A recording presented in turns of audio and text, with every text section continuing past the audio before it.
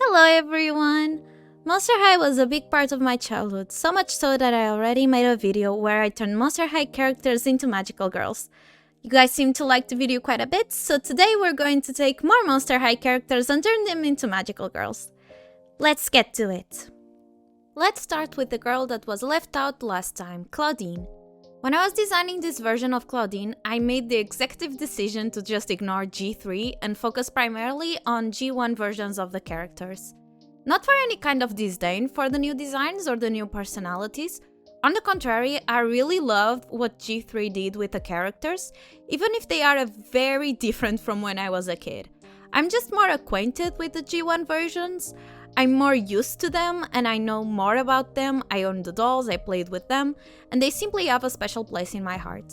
So G1 Claudine is a character that many people admire and aspire to be like, I've noticed. And I can see why. She is a fierce fashionista that is never afraid to say what she thinks. She's very confident and she is also very loyal to her friends. She is also very talented and athletic. This time I also paid more attention to each character's fashion sense. In the case of Claudine, she uses a lot of purple, a lot of fur, a lot of animal print, and she also uses pants most of the time. So when I was designing her magical girl version, I wanted her color to be purple with neon green accent because the Claudine doll I owned as a kid was the Halloween one, and she had that color combo, and now every time I think of Claudine, I'm always reminded of that color palette. Because she usually wears pants, I wanted to put her in a jumpsuit. But you know, magical girls don't usually wear pants. It's not unheard of, but still. So, to compromise, I gave her a translucent mesh half skirt sewn into the jumpsuit. I gave her puffy fur sleeves and a big bow with a moon gemstone. I didn't draw a full body picture of her, but if I had, I would have given her platform boots that would have come to her knees, because that's also something that Claudine wears a lot in her various designs. I kept her curly hair, only tying up part of it in a top bun. I also gave her a slash of green in her eye makeup, and I gave her long nails as well as giving her green fingerless gloves. At the end of the day, I like her design, but maybe I overdid it with the green. Maybe it's a bit too strong.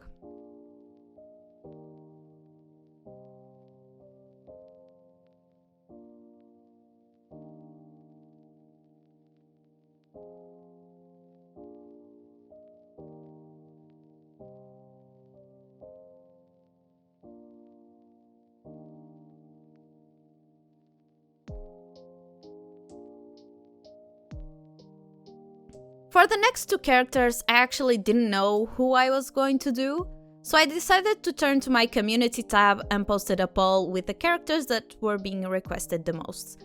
Thank you everyone who voted, it was really helpful.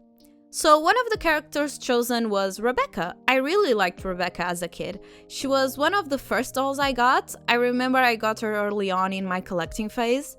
In terms of personality, Rebecca is very polite and nice. Her most unique trait is one that I loved ever since I was a kid. She's a robot, right? So she has an internal clock, but this clock is broken, so she's always late. Like, no matter what she does, she cannot be on time, and I don't know, to me, that's very endearing. Like, she isn't late because she doesn't care or because she's rude or careless, she really just can't avoid it. Her aesthetic is steampunk, and I don't think people know this about me, but I really love steampunk. Steampunk is so cool, and Rebecca is a really well-made steampunk design. I love their boots so much, oh my god, they are so cool. So much so that I kept them in a magical girl design, almost exactly the same, I just simplified the design a little. I made her hair very flowy and long, with her iconic blue stripes. I kept her goggles, not only because she has them in her original design, but also because steampunk is a steampunk without some goggles. I gave her a long sleeve shirt, but the top of the sleeve is a bit puffy. I think that's really cute. Then I gave her a cravat. I love the word cravat. It's a relatively recent word that I've learned, and yes, I only learned the word because I'm obsessed with Ace Attorney. Sue me. Anyway, she also has a blue gem in the shape of a rose pinning down her cravat, and she has a corset with a big blue bow on the back.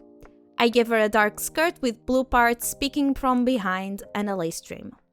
I love this design. It was really hard to get the contrast the way I wanted because she wears a lot of black and then her hair is primarily black, and making it longer than in her original design didn't help that much, but I think I made it work.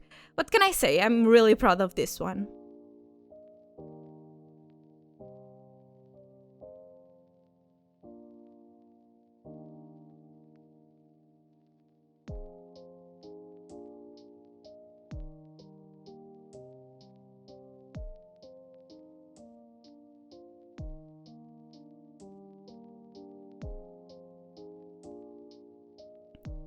And finally, our last girl, Abby.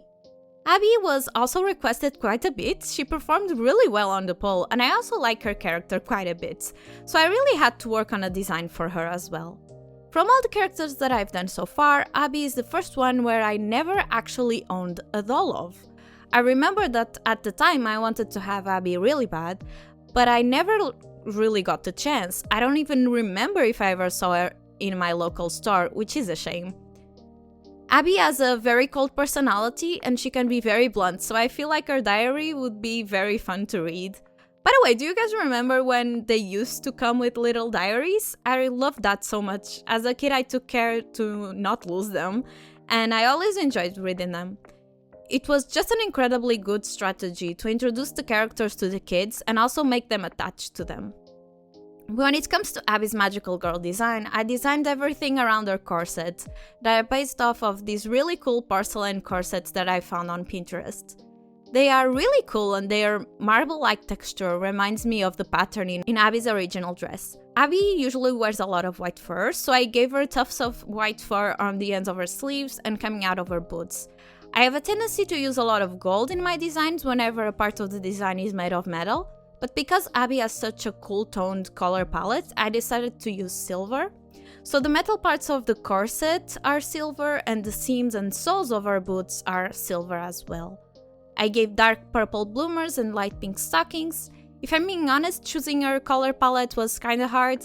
I really wanted her to be primarily light blue, but because she has blue skin, I had to reconsider that. I ended up using a lot of purples and lavenders, a touch of pink here and there. These colors are also used a lot on her various designs, so I felt confident in using these colors on her. Abby usually has her hair pulled back away from her face, but because she's so stoic, straight long bangs seemed perfect for her, and honestly I don't think I was wrong. I also really like this design, but tell me what you think.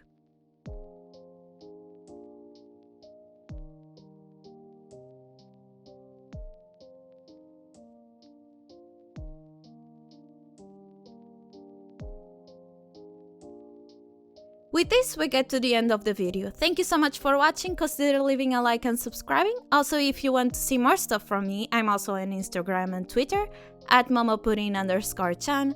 Thank you so much, and until next time, bye!